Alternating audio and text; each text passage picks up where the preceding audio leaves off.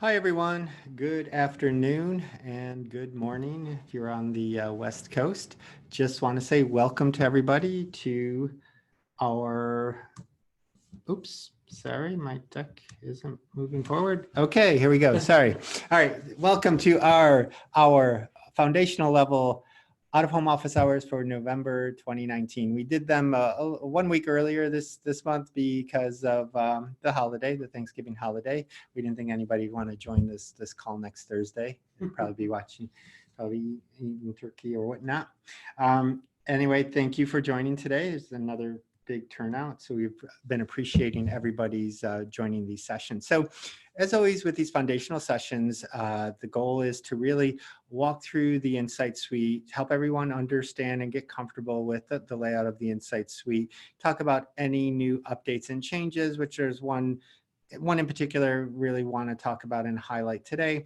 Also get to know in different workflows and audiences and, just how you can evaluate audience metrics against the inventory that we're going to be pulling. And specifically with these foundational sessions, when we're doing a use case on the advanced session, we want to show you how we are pulling that data so that you can follow along and actually kind of hopefully mimic what we're doing in the advanced session tomorrow. So that's what today's all about.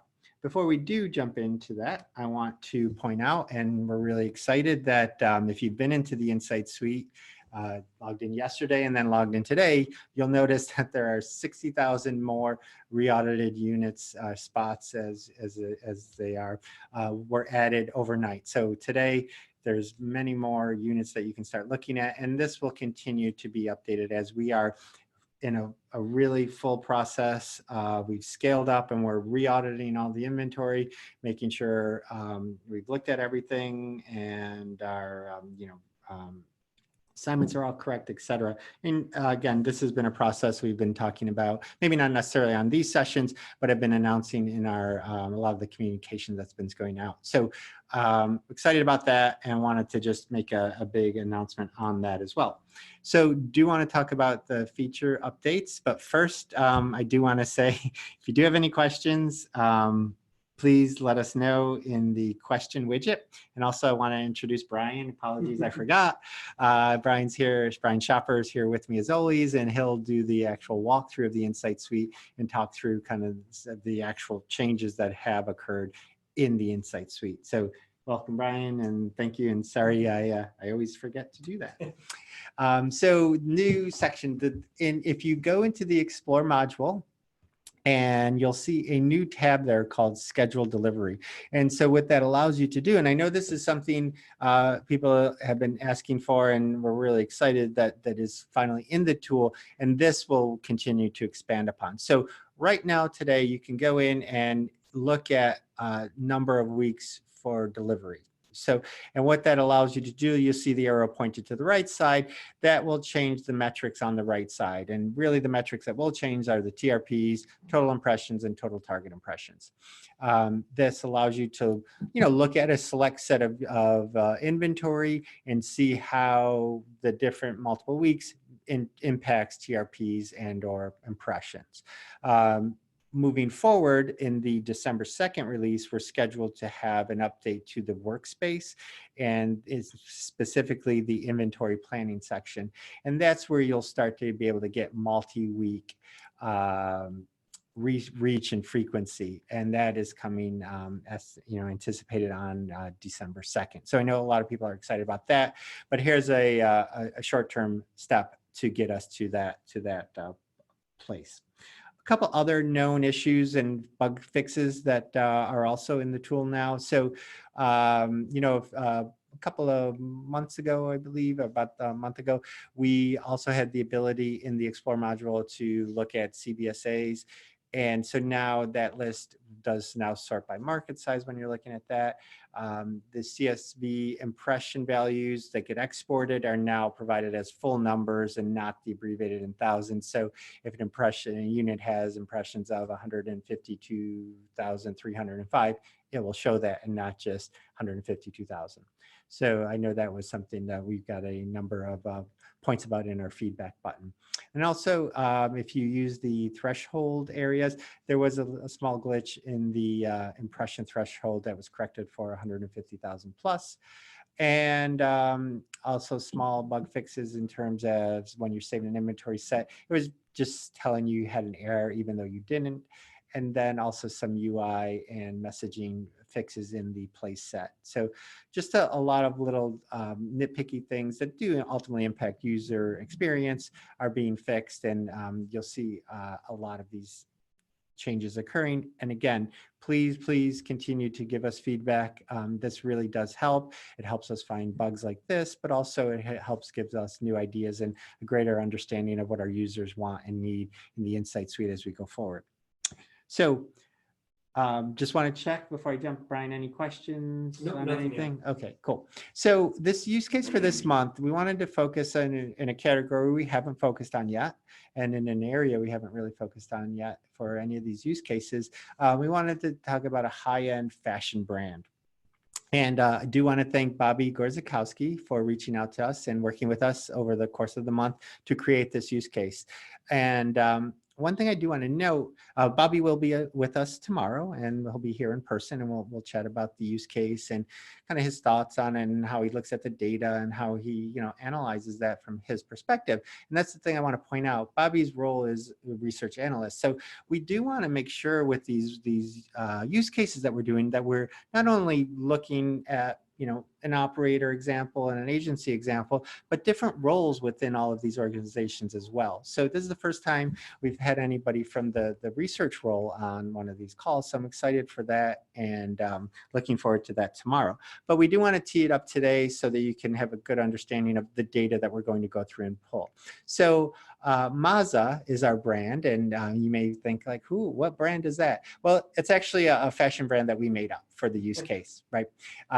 And this is a new high-end fashion brand. So they're trying to roll out, they want to create awareness. They want to target young fashionistas in urban areas. So they want to create a, they want to have like high impact units, right? They want to create high impact, create awareness in the New York DMA. We're going to focus on, because that is another part of the use case we want to talk about as well, because we have data, right? But there's an art and a science to everything, right? We know all of our members have local market knowledge, right? And so that's part of what we also want to talk about. So with this brand, the data, as well as the local market knowledge, we want to talk about how all those things work together into creating and deciding on which units work. And also, like, does this data make sense? And how are we interpreting the data?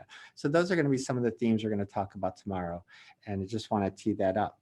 And so, Maza, the brand, they're competing with brands like Gucci and Prada, and want to take some of that market. So we went ahead and did background research. So this might be an example of something that maybe on the agency side they might be doing, or if Maza reached out directly to Outfront, where Bobby works, they may do some of this initial research to help them. So we did some secondary research and found like Gucci's target, and there was actually a lot of information out there, and so they're really relying heavily on demographics as well as psychographics in their segmentation, and they're very selective in their targeting strategy, and really using this to really help us guide us towards what audiences are appropriate.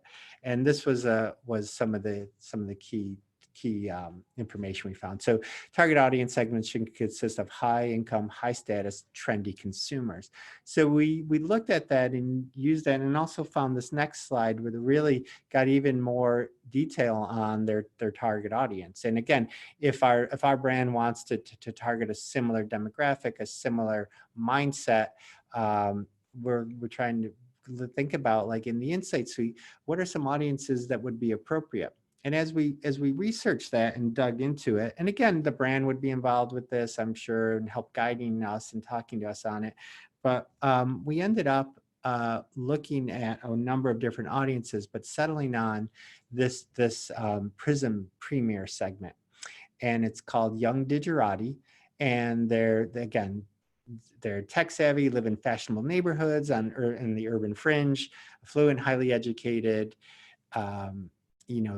They are educated, as I said. They are heavy technology users. They're kind of in that 35 to 54 age range. So again, that seemed to really fit well with the target. And obviously we would go back to Maza and say, hey, is this an appropriate target? Do you agree? So we'd all be aligned before we move forward. But again, we thought this was a great example, and it gives us all an opportunity to work with the Prism Premier segment that we haven't in the past.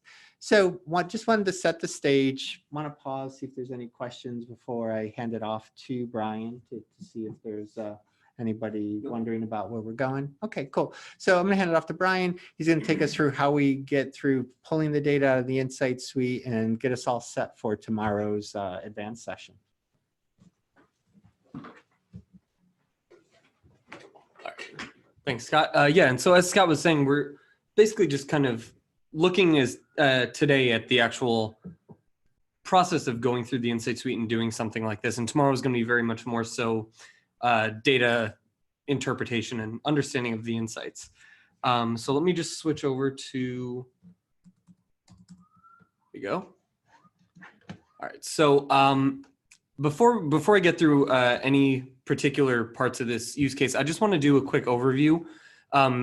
There's usually people on the calls who are fairly new, so I just want to make sure that everyone knows what we're looking at when we go through the Insight Suite here. So this home button here actually gives you an overview of what each of the different modules are. The workspace module, which we'll touch on a little bit today, is a planning place to bring all your packages of inventory and place sets and everything together. So it's just a planning and pre-planning and campaign analysis hub. So we'll talk about that just a little bit. Explore is probably where we'll be spending most of our time today.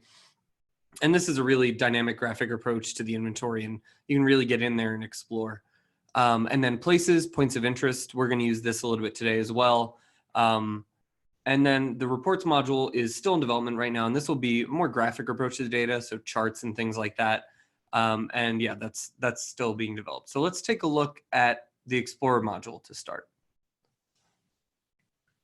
One thing I always make note of before I walk through anything in the Insight Suite, I always tell people to keep an eye on these metrics over here on the right-hand side, because it's always interesting to see how they change as we change our inventory filters and we add audiences and things like that. So just keep an eye on these numbers over here in the top right.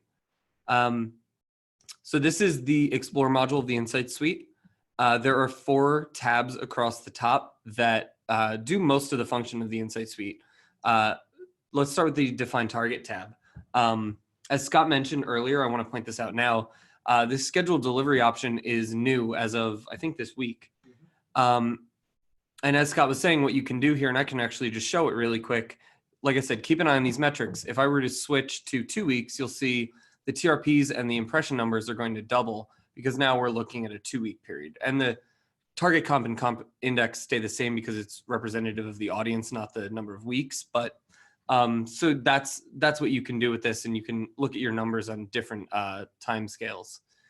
So that's the scheduled delivery function. I just wanted to point that out since that is new. The Define Target tab as a whole really has a few major functions. I was going to say 2, but now 3. Let me start with Assign Market. This function actually works twofold. The first thing that it does is sets the geographic bounds for your inventory. So if I were to select the New York DMA here, it would exclude all the inventory that's not within that DMA. So that's one function. But it also sets the bounds for your audience's home location. So for example, if I were to set New York as my market, we are then also setting our in-market versus out-of-market numbers, because our in-market is now anyone who lives within the New York DMA.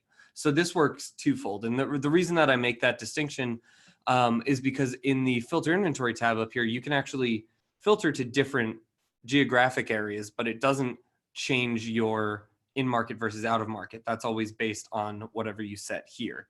So just to know, also in this define target tab, we have select audience. And within the select audience tool here, we have over 8,000 different audience variables that we can evaluate all of the inventory against. They're broken down into 3 categories. The population category is largely census level and also somewhat in line with our legacy systems. And you can see they're broken down sort of standard demographics here. Household profiles has about, renting or owning, mortgage things, children in the home.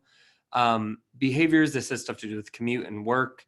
But also this one's really interesting, language spoken in the home. I always like to point that one out. So this is the population category here. Consumer profiles is broken out into a lot of different categories and makes up a large majority of those 8,000 audiences that we have. I'll just scroll through these categories here so you can get a sense. And actually, every time I go through this, I always like to point out these psychographic categories. And especially in this case, since we were talking about how Gucci and brands like that go on psychographic targeting, this might be a good thing to use as well. But I really like these kind of targets because they're less concrete, like I did this or I bought this many times. And it's things like I feel or I think or I like to do these things. So they're just kind of a little bit more interesting and abstract than what you might expect. And I really like these for that. And then the third category, which we will be using today, is Prism Premier. And all of these audience variables that we have come from our partners at Claritas. And Prism Premier is their segmentation product. So all of these, all the categories here, you can see there's 68 different audience segments. And what Claritas does is they break out every household in the US into one of these different segments. And so, let me just, I do this every time I talk about this because this is really helpful. If you go to this help button over here, you can see this search here. I've actually done it before. So number 5 right here, country squires. If you have no idea what that means, and for good reason, they all have their catchy fun names, but if you search country squires, for example, within this help thing, we have all these articles and little snippets about all of these that basically just give you an overview of what that segment is, who's involved in that segment, kind of the median household incomes and age ranges. And so this exists for every one of these 68. And if you click this little link button here, it'll link you to our support site for the Insights Suite, which has all of these articles and a ton more. So just for anybody who didn't know, that's always in the bottom right-hand corner. So that wraps up the Define Target tab. The Filter Inventory tab is really dynamic. And if you look over here, you can see we've got about 550,000 different spots in this filter right now. So every piece of inventory that we audit is showing up right now, all these teal dots everywhere. But this Filter Inventory tab gives us a lot of different ways that we can actually net this down to more specific things that we're looking for. So whether it's by media type, and you could, roadside or place-based, which is like in venue, so shopping malls, movie theaters, things like that. Digital, non-digital, these are just some kind of overarching filters, and these affect the rest of these, but you can go by specific media types. So I always like to point this out in the furniture and then non-digital panels.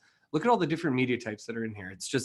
It's crazy, all the different kinds of media that are in here. So it's very dynamic. And this updates as you filter to different markets. So say you go to a market where some of these inventory types don't exist, it won't show up. And actually the same thing for the operators as well, which I'll show in just a second. Media attributes, you can filter by the cardinal directions and also by size. And then, like I said, operators, it live updates to whatever market you're in. So it shows the count of inventory and who has inventory in whatever market. By location, this is what I mentioned earlier, how you can get more specific with your geography. So you can get down to zip code level or county level if you'd like. Specific spots, this is super handy. If you've got a bunch of Geopath IDs on hand, either in an email or an Excel sheet or something, you can just paste them right in here, or the operator's own IDs and paste them here as well. And this will actually validate the IDs for you and let you know how many of them it matched and which ones it didn't match if it didn't. and then you can just apply that and look at the specific ones that you're trying to get. Threshold filters I don't use too much, but you can set sort of a threshold for yourself and you only see units that deliver on a certain level or above. Saved scenarios, that has to do with the workspace module, which we can talk about later. And then saved inventory sets. So when you've done all your work and you've filtered everything down, you can save something to an inventory set so you can call it back up later really easily. And all of your saved inventory sets are right here. There's a question? Yeah. So there's a couple of questions, both around the audiences. So we can handle them both right now. So one is in the consumer profiles, are you able to pick multiple profiles? So the answer is for some. Yeah. For a few of them. So the consumer profiles you can't combine right now. In the population, I'll show you can. With a lot of the sort of base level demographics, like if I just picked an age range like 25 to 54 and then behavior employment, we could say somebody's employed, or household profile based on income level. So, you know, this age with this age range. And actually, now that I've done this, you'll see over here on this right-hand side, our target impressions are now a subset of our total because we've set a more specific target.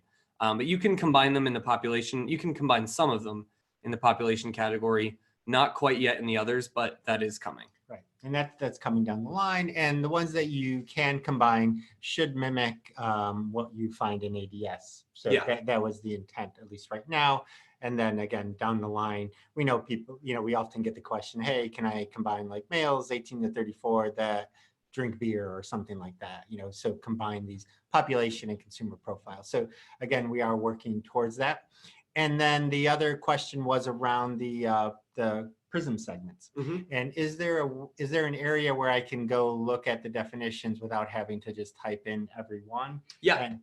Yeah, sure. I'll show that. Here, I'm in full screen on my browser, but it's going to switch tabs. So let me just, I'll search that same one I was searching just so I can get back to it.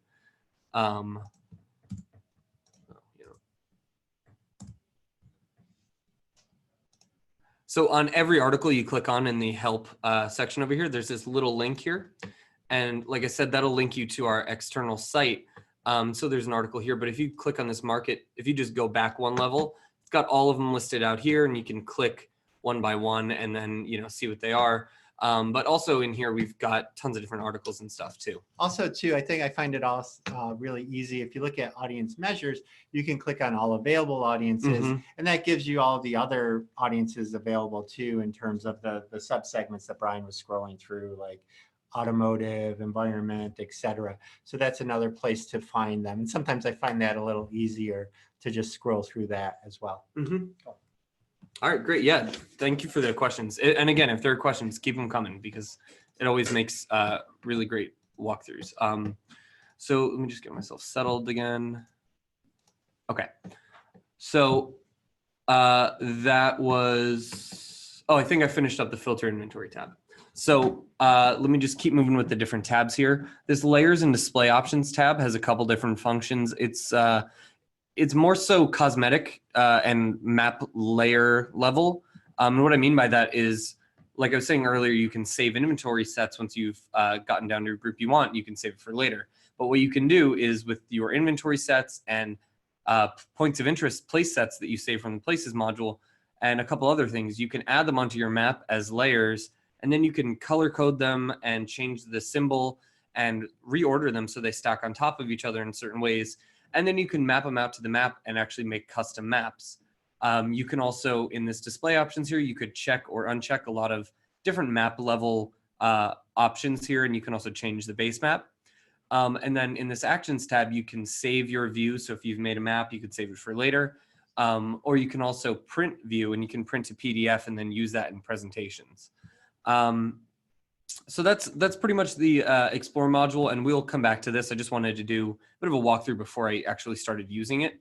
So let's head over to the Places module, and I actually want to start our starter example there, start our use case there. So we were, just to reiterate, the brand is Mazza. They're a luxury clothing brand, and we're looking in New York. The New York DMA is our target area. So this is the Places module. It's set up pretty similarly in appearance to the Explore module, again with the tabs across the top here. This Find and Define tab is how you search. So when you do a search, it starts at the national level and then you can get much closer with it.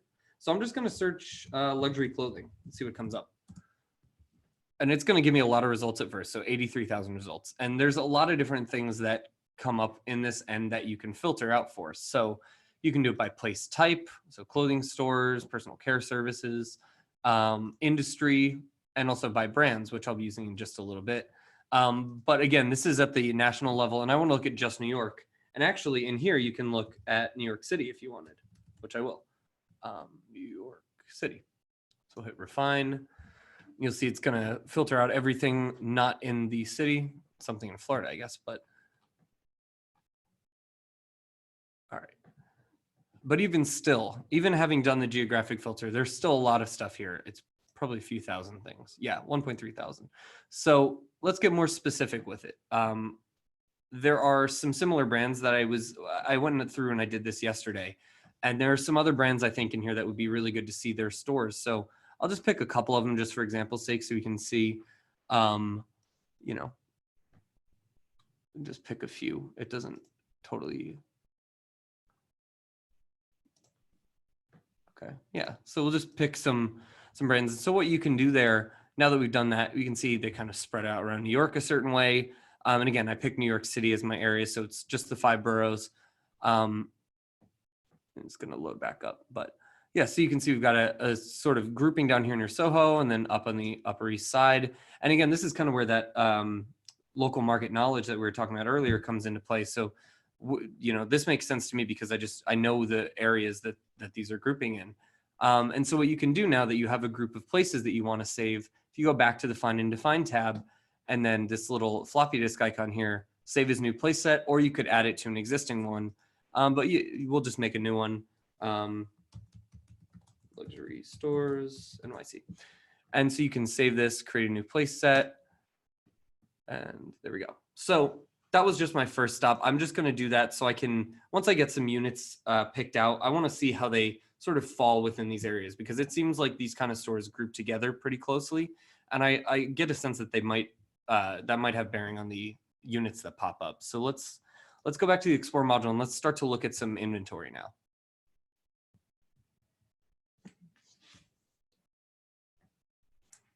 Okay, once this loads up. So just to reiterate, and rather than switch back to the deck, so I'm basing all this off of our use case for tomorrow with Outfront. So I'm going to use some similar things to what's set up for tomorrow. So let's start with our target. We know market-wise, we're going to be in the New York DMA. So let's set that. And again, this is going to change our. Oh, you know what? I think I have something filtered on. Oh, I have an audience on, but we'll change that. That's fine.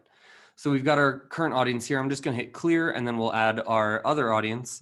And to reiterate from earlier, the Prism Premier segment that we were going to use was number 4, Young Digerati. So we can go to Prism Premier here. And rather than scroll for it, I'm just going to search Young Digerati. We'll hit apply. And again, now that we're setting an audience, you can see our target impressions are going to be a subset of our total. So for the New York market for 1 week, all inventory, 4.5 billion weekly impressions. But now that we've set a specific audience target, it's about 75 million weekly impressions. And you can see it's about 1.7% of the total. So it's a very specific subset. So we got our audience, we got our market. I'm going to leave the delivery at just 1 week for this case. Filter inventory. Let's do the media types that we're going to use for tomorrow's walkthrough. They were static bulletins, so non-digital bulletins. Oh, sorry, that's furniture. Non-digital bulletins, and also exterior walls. So we wanted murals as well. Exterior walls.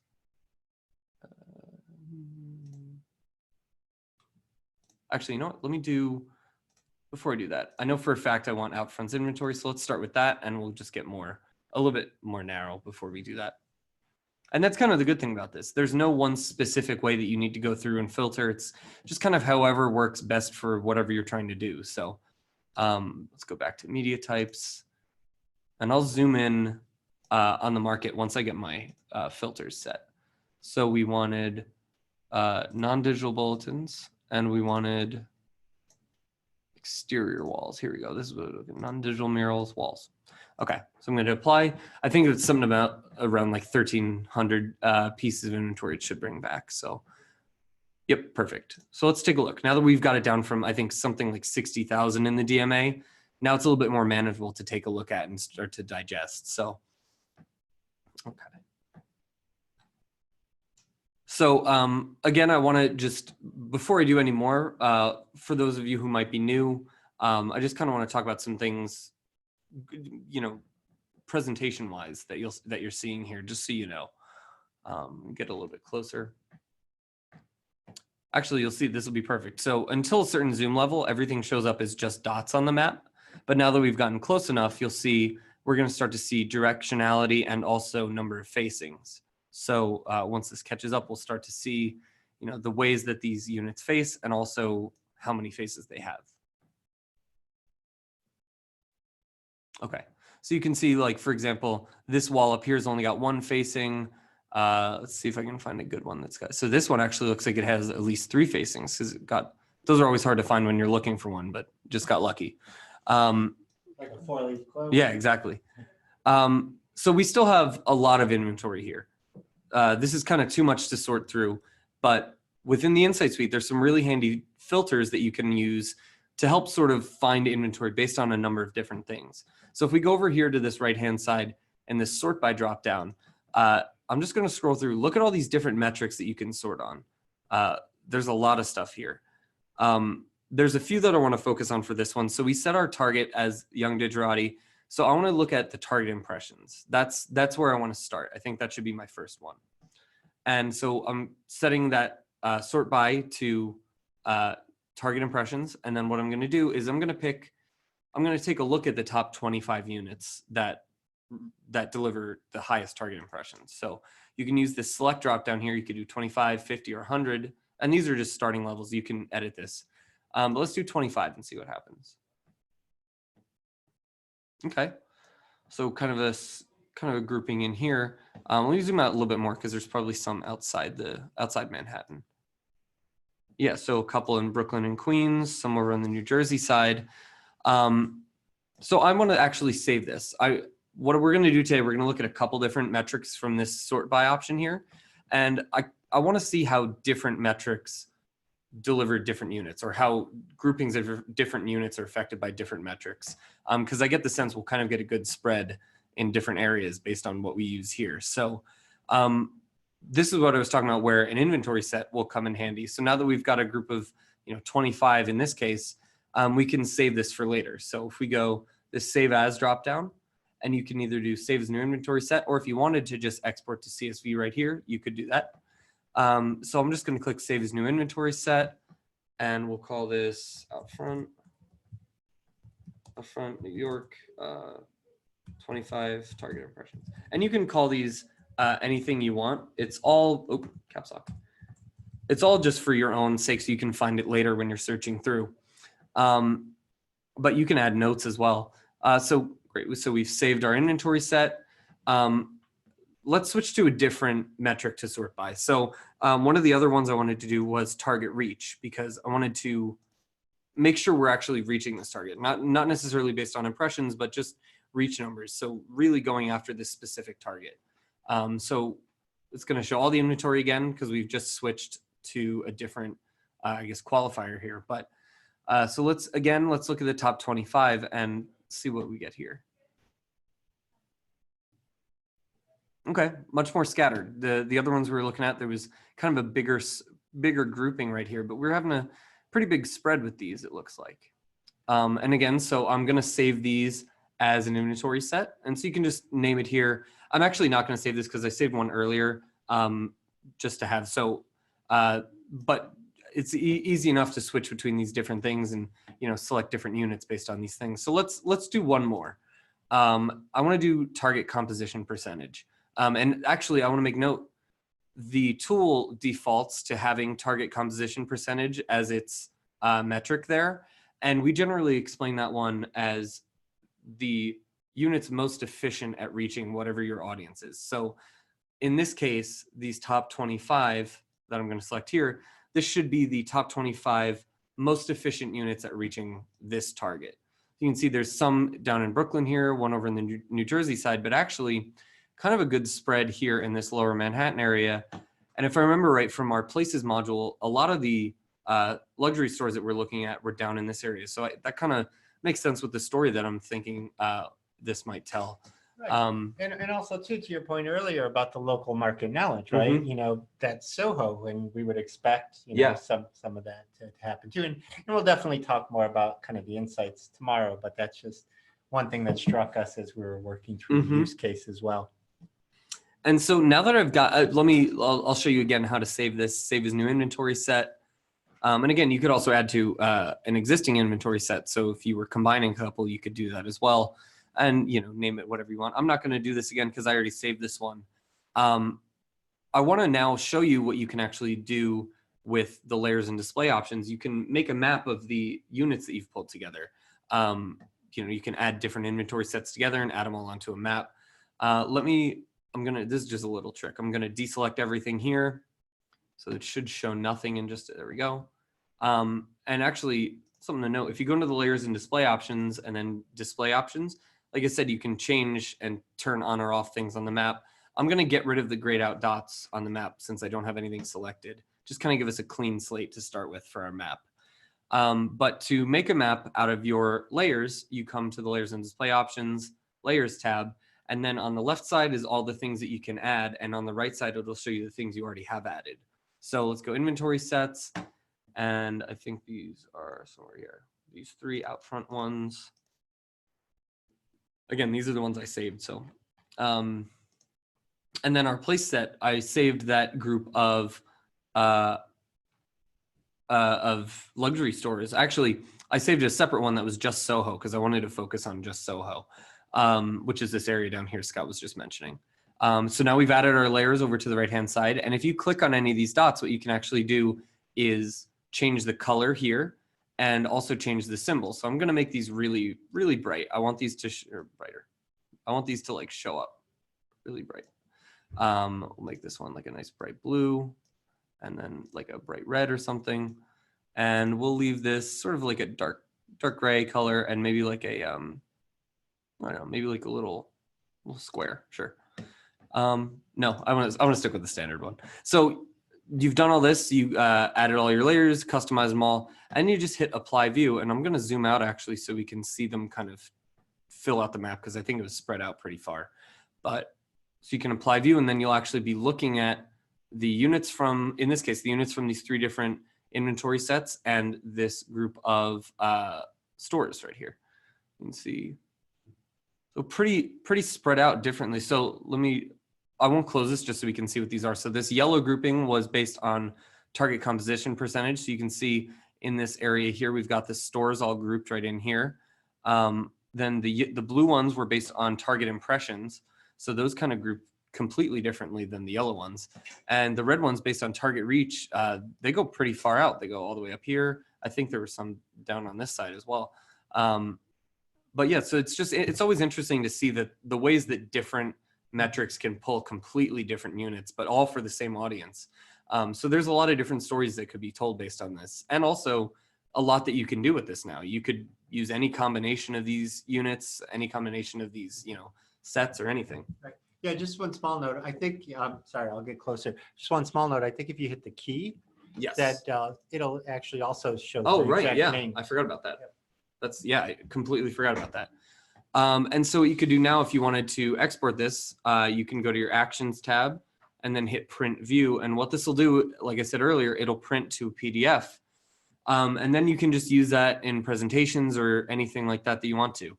And it'll be, just as it shows up on your app. You can also, in the layers and display options tab up here, you can add custom text, custom logo. So you can really customize this map and make it useful for you. I just want to let this load real quick so you can see what the map will show up as, if it does. Were there any more questions? No Okay. questions. Great. Well, You can save to PDF. There we go. So yeah, so you have the extent of the map, and this is actually it. This is all here. It's just hidden behind this menu. So it shows you whatever's on your screen, and then it'll show down here at the bottom, just like it shows down here at the bottom, what you've got on your map and what your filters are, and just some information about Geopath here. And like I said, you can print that and then just grab this image and use it presentations. One more thing I wanted to show. Since we have a little bit of time, I just want to talk quickly about the workspace module and just kind of one of the ways that you could use this. There's essentially two major functions of the workspace module. You can do a market plan and you can do an inventory plan. And a market plan is very much like a market average exploration tool. It's very in line with our O-Plan legacy tool. But we already knew we wanted to be in a certain market. We knew we were going to go with a specific media type, and we knew the operator we were going to use here. So I wouldn't even bother with that. But for this sake, we would do an inventory plan. So we've selected some units. We know our audience, and we want to see the actual, delivery goals of that campaign. So I set up a project earlier. One scenario for each of our 3 different inventory sets. You can see there's 25 each. We've got our audience, our markets. And just to show you really quick what you can do, you fill out all the information in here as you know it. So the audience, the market, and then you add your units. This is loading. And so what's going to show up here, it'll show you your delivery goals for this campaign. So the number of impressions, the TRPs, reach frequency. And what you can do here, if you want to, say you had a specific goal you're trying to reach, you could deselect some, you could go back into the Explore module and add more to this place set or to this inventory set and get those in here. So there's a lot of back and forth that you can do with this and really get in there and plan. Right. And so this is actually the area that you'll see get updated on December 2nd. Mm-hmm. So you'll be able to do more. You'll be able to do multi-week planning and get to see multi-week reach and frequency. So this is the area that will be redone, have a new user interface, et cetera, with it. Great. Yeah. All right. So if there's no more questions, I'm going to hand it back over to Scott. Cool. Great.